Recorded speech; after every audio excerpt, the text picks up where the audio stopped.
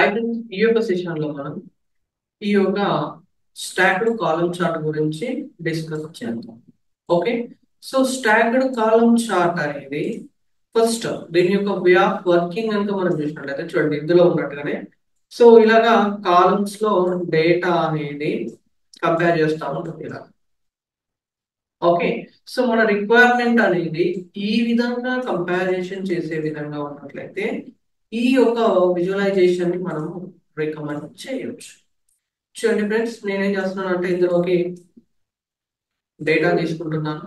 So country, sales, sales.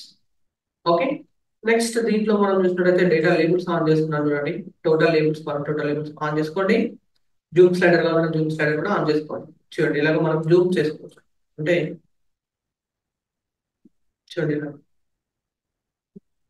Okay, తర్వాత దీంట్లో కూడా స్లైడర్ లేబుల్స్ కూడా మనకు కావాలనుకుంటే చూడండి స్లైడర్ లేబుల్స్ కూడా ఇలా ఆన్ చేసుకుంటే మనం ఎక్కడ వరకు జూమ్ చేస్తున్నాం అన్నా కూడా స్లైడర్ లేబుల్స్ అనేది మనకి ఇక్కడ రావడం జరుగుతూ ఉంటుంది.